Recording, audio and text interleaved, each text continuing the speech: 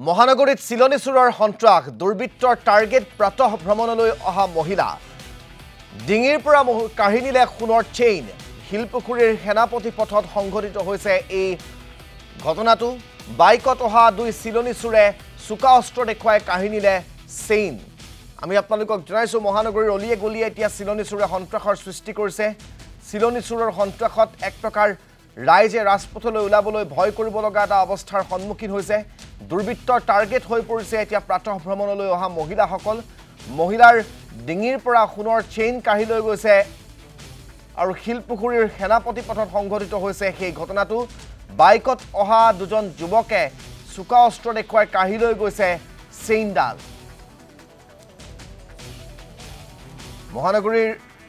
শিলপুখুৰীৰ সেনাপতি পথত এই ঘটনাটো সংঘটিত হৈছে আৰু এই গোটেই ঘটনাটো সন্দৰ্ভত সবিশেষ জানিবৰ বাবে আমাৰ সাংবাদিক মিতালী কোঁৱৰৰ সৈতে ফোনযোগে আমি সংযোগ স্থাপন কৰিছো মিতালী কোঁৱৰ মহানগৰীৰ অলিয়ে গলিয়ে এতিয়া চিলনী চুৰৰ সন্ত্ৰাস আৰু এইবাৰ চিলনী চুৰৰ টাৰ্গেট হৈ পৰিছে প্ৰাতঃ ভ্ৰমণলৈ অহা লোকসকল শিলপুখুৰীৰ সেনাপতি পথত অস্ত্ৰ দেখুৱাই মুকলিকৈ তেওঁলোকে চেইন কাঢ়ি লৈ গৈছে মহিলাৰ ডিঙিৰ পৰা আপোনাৰ পৰা সবিশেষ জানিব বিচাৰিম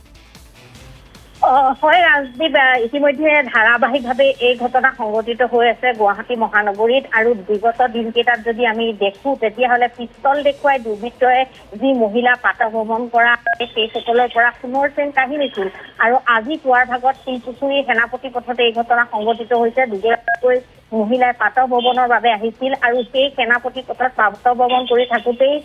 দুজনকৈ যুৱকে বাইকত আহিছিল আৰু তেওঁক অনুসৰণ কৰি আহি আছিল দুয়োগৰাকী মহিলাক আৰু এগৰাকী মহিলাৰ যিহেতু ডিঙিত সোণৰ চেইন আছিল আৰু সোণৰ চেইনডাল কাঢ়ি তেওঁ লৈ গৈছে আৰু যি সময়ত কাঢ়ি নিছিল সেই সময়ত চুৰি ব্যৱহাৰ কৰিছে তেওঁলোকে ডিঙিত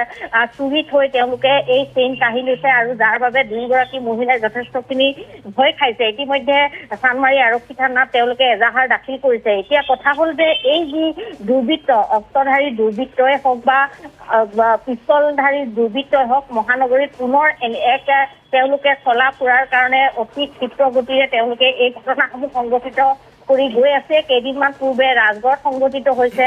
ঠিক তেনেধৰণে গড়চুকত সংঘটিত হৈছে মুঠতে মহানগৰীত পুনৰ পিস্তলধাৰী আৰু অস্ত্ৰধাৰী দুৰ্বৃত্তৰ এনেধৰণে সন্ত্ৰাস হৈছে আৰু বিশেষকৈ যিসকল জ্যেষ্ঠ মহিলা সেই জ্যেষ্ঠ লোকসকলক তেওঁলোকে টাৰ্গেট কৰি লৈছে আৰু তেনেধৰণে পুৱাৰ ভাগতে আহি বহু ঠাইত এই ঘটনা সংঘটিত কৰি আছে আৰু বৰ্তমান আৰক্ষীক জনোৱাৰ পিছত আৰক্ষীয়ে সমগ্ৰ দিশটো চাইছে সেই ঠাইত চিচি কেমেৰা আছে নে নাই সেই সকলো দৃশ্য তেওঁলোকে চোৱাৰ বাবে যত্ন কৰি আছে পৰৱৰ্তী সময়ত গম পোৱা যাব যে এই দুৰ্বৃত্তই আচলতে ক'ৰ তেওঁলোকে কি বাইক ব্যৱহাৰ কৰে কাৰণ পূৰ্বে দেখিবলৈ পোৱা গৈছিল যে বহিৰাজ্যৰ পৰা দুৰ্বৃত্ত এনেধৰণে মহানগৰীত বাহৰ পাতিও তেওঁলোকে এই ঘটনাসমূহ সংঘটিত কৰে আৰু যিসমূহ বাইক তেওঁলোকে ব্যৱহাৰ কৰে সেই বাইকসমূহ ভাড়াত লৈ ব্যৱহাৰ কৰে গতিকে